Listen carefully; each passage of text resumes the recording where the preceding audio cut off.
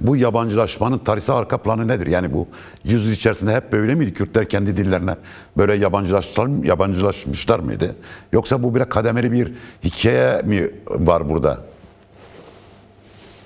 1970'lere kadar bu durumdan bahsedemeyiz. Yani 1970'lere kadar aslında Kürdistan'ın sınır hatları dışında, yani bu Erzincan'dır, işte Elazığ'dır, yani tam da batı, yani Fırat'ın batısına artık. Ya hatta Fırat'ın batısına da batısında geçtikten sonra da o Sarız hattındaki Kürtlerde de yine hakikaten Kürtçe konuşma nispetinin çok yüksek olduğunu, nüfusun büyük bir kısmının Kürtçe dışında başka bir dil bilmediğini görüyoruz ki 1965'teki o nüfus sayımı, Türkiye'deki o meşhur nüfus sayımında da bunu görebiliyoruz. Çoğu yerde hakikaten, hele yani Fırat'ın doğusunda zaten Türkçe nispeti çok çok az. Şimdi burada şöyle, bu yabancılaşma şöyle, şununla da biraz başlıyor aslında. Yani şimdi Kürt modernitesini bir şekilde, yani bu İttihat Terakki döneminden ele alırsak bugüne kadar, 1908 Meşrutiyetle birlikte Kürt modernitesinin rol modeli Türk modernitesidir. Yani bundan ötürü ilk baştaki mesela o dönemdeki şeylere bile bakıldığında, broşürlere bakıldığında, ilk yayınlara bakıldığında, Kürdistan Gazetesi dahil mesela. Kürdistan Gazetesi'nin bir kısmı Kürtçedir ama bir kısmı Osmanlıcadır, Türkçedir. Roji Kürt hakeza yine aynı şekilde bu iki dilli konuşma, yani Kürtçenin orada standartize edilememesi. Çünkü bir klasik dönemde bir Kürtçe eserler verilmiştir. Ahmedi Haniler falan. Ondan sonraki modern süreçle birlikte ellerinde Kürtçe bir numune de yok. Şimdi bu husus var. Diğer bir husus, bu Kürt modernitesinin aslında bir şekilde rol model olarak Türk modernitesi etkilemiştir. 70'lerden sonra da biliyorsunuz Türkiye'deki sol hareket etkili olmuştur.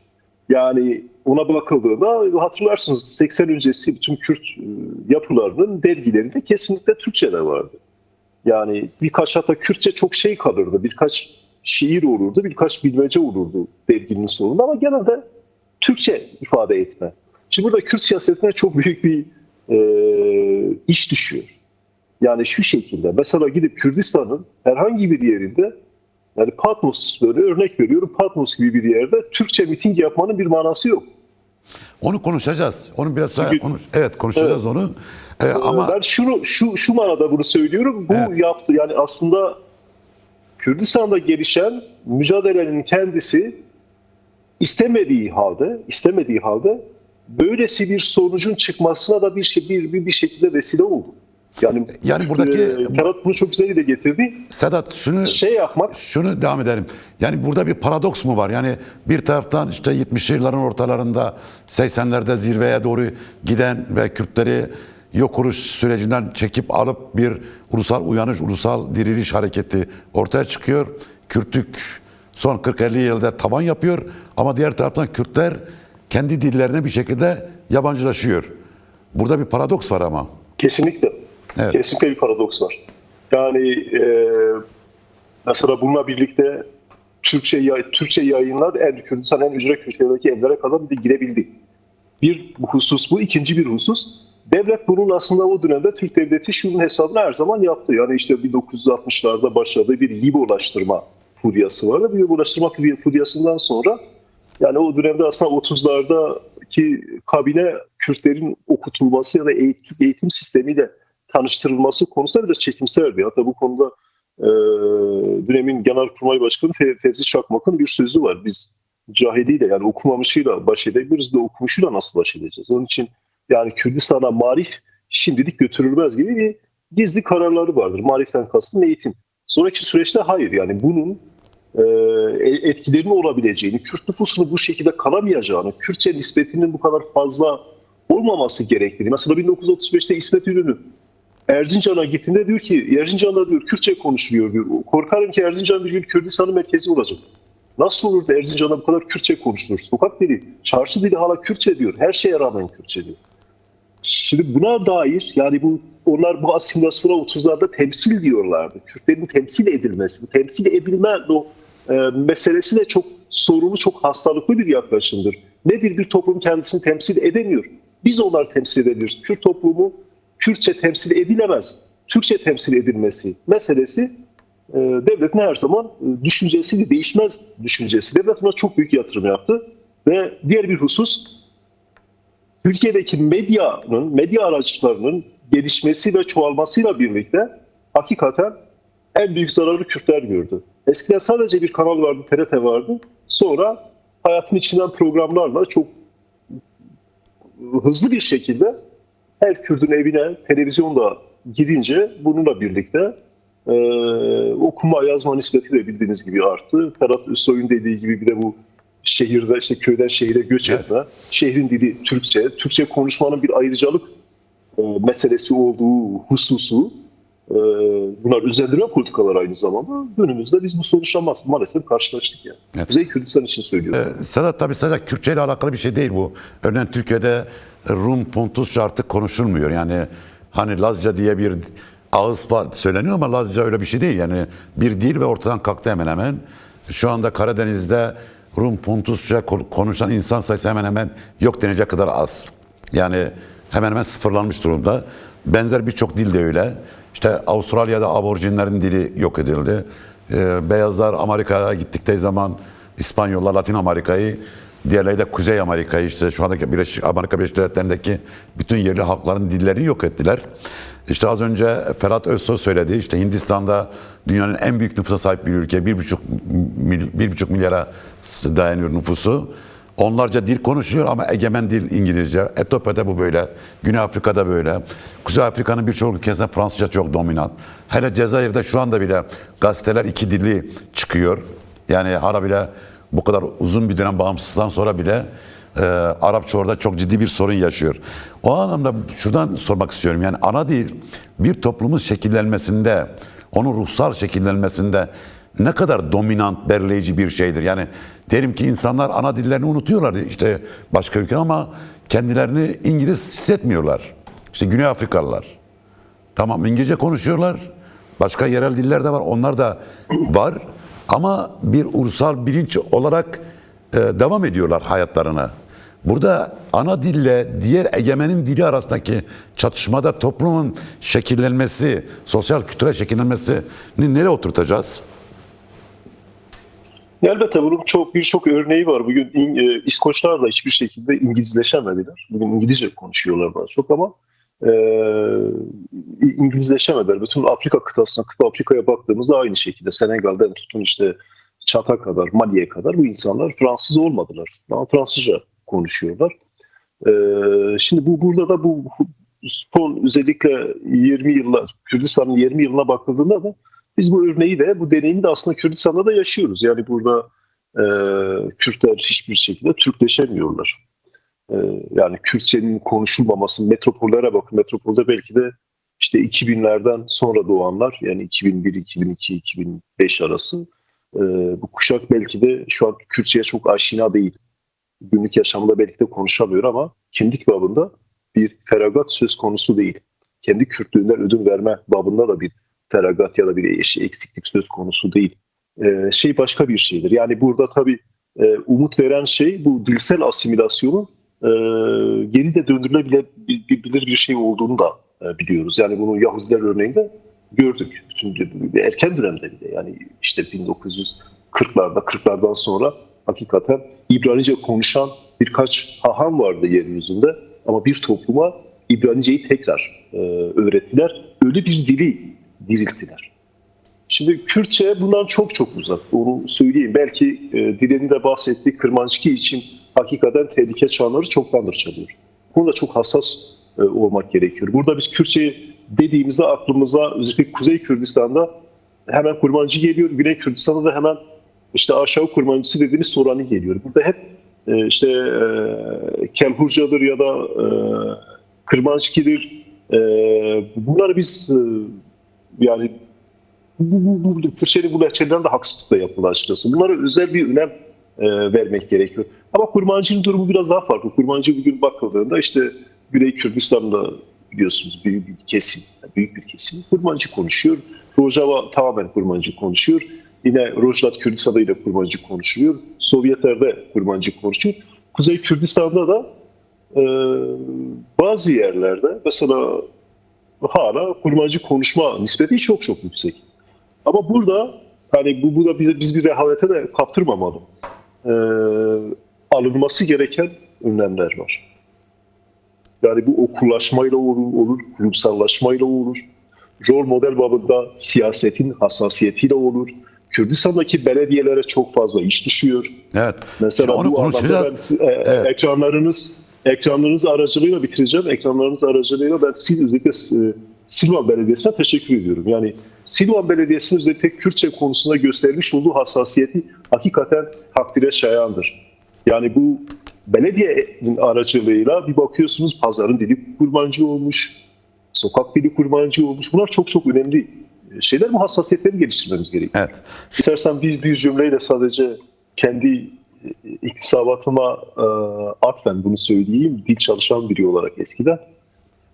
Ben master'ım Kürdolojiydi biliyorsunuz. Zazaki, yani Zazaki dediğimiz Kırmançki en eski Kürtçedir. Hepimiz oradan, yani diğer tüm lehçeler oradan türüyor. Bunu hemen söyleyeyim. Diğer bir husus şu, şimdi bu Soranice için, yani bu Sorani dediğimiz aşağı kurmancısıyla diye geçiyor bu literatürde. Kurmancı Jorin yani. Resmi. Evet, bizimki Kurmancı Jorin yani evet. Kullandığımız, onlarki Kurmancı Jorin. Şimdi orası artık bir şey, yani bir resmi dile dönüştü. Devlet diline de, eğitim diline de dönüştü. Güney Kürdistan üzerinde biraz artık Sorani'nin geleceği de hakikaten bir şekilde garantiye alındı. Orada artık düşünün, orada yapay zekayı bile, şu an yapay zeka çalışmalarını bile İngilizce ve Soranice yapıyorlar. Şimdi Rojava'daki bütün bu son zamanlardaki bu tabela meselesine de bakıldığında oradaki iktidar, yani Şam merkezli iktidar aslında temel itirazı kurmancının Rojava üzerinde resmi dile dönüşmesi meselesidir. Çünkü resmi dile dönüşürse orada bir şekilde orada da o parçada da kurmancının bir şekilde kaderi değişecek yani. Burası için yani özellikle Kuzey Kürdistan için, Kuzey Kürdistan'a bakıldığında devletin bu dili yaşatma diye bir şey yok. Yani bir kaygısı yok, bir düşüncesi de yok. Nitekim Artuklu'da, yani Mardin'de, Bingöl'de, Dersim'de, daha sonra Ahmet'te ve Batman'da bildiğim kadarıyla bir de Muş'ta Kürt dili edebiyatı bölümleri yani Kürdoloji bölümleri yaşayan diller çatısı altında konuşlandırıldı, açıldı. Nedir? Bu diller hala ölmemiş, yaşıyorlar.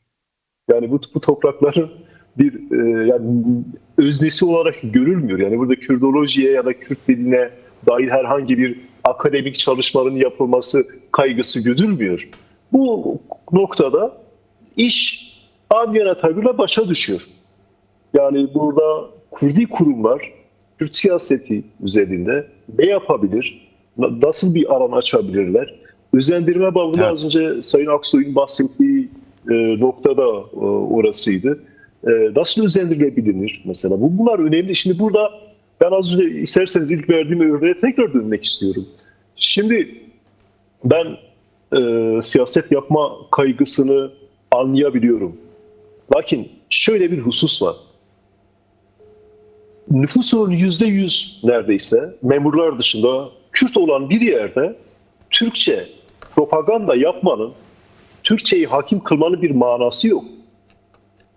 Bunu devlet zaten yapıyor. Kaymakam zaten yapıyor bunu. Yani belediyenin bunu yapması ya da orada diyelim çalışma yürüten herhangi bir siyasetçinin, kendisini ifade etmeye çalışan bir siyasetçinin bunu yapması abestir. En tabiriyle. Burada bireyin, ben kesinlikle bu konuda Sayın Usta'ya katılıyorum. Bu bir birey merkezli bir şeydir. Kürtçe statü tanıması kıyamet kopmaz Türkiye'de. Yani çünkü örneğin şu anda bu yayını yaptığımız Belçika'da 3 resmi dili var. Flemence, Valonca, Fransızca ve Almanca. Almanların konuştuğu bölge ise Eupen kantonunda çok küçük bir bölgede konuşuluyor. Ama resmi dil orada. Yani kamusal alanda kullanılıyor. Statüsü var. Ve Belçika ne parça ne bölünüyor ne de bir şey oluyor. Tabii kaldı ki Belçika'da hem federal bir sistem var hem de kanton sistemi var. İşte Brüksel'de özelliktir. Tabii Türkiye'de Kürtçenin kamusal alanda statü sahibi olması çok önemli. Sedat, şimdi şuradan gidelim istiyorsun. Biraz da vaktimiz de daralıyor. Ama bunu sanki hani devletten talep ediyorsun, devlet bunu kabul etmiyor. Yani devlet bunu diretiyor ve ısrarla Kürtçeyi yok sayıyor. Görmezden geliyor. İşte senin az önce söylediğin gibi açtığı üniversiteler bile Kürtçe isminden değil de yaşayan diller diye şey koyuyor, ona ediyor. Burada belki de facto bir durum yaratmakla karşı karşıya Kürtler. Yani Kürt halkında Sayın Abdullah Öcalan'ın bu 23 Şubat çağrısı sonrası yaptığı açıklamalarda, görüşmelerde dile getirdiği şu: Kürtçe'ye şey verin, yani Kürtçeyi hızlandırın. Kürtçeyi kamusal alanda her yerde etkin hale getirin.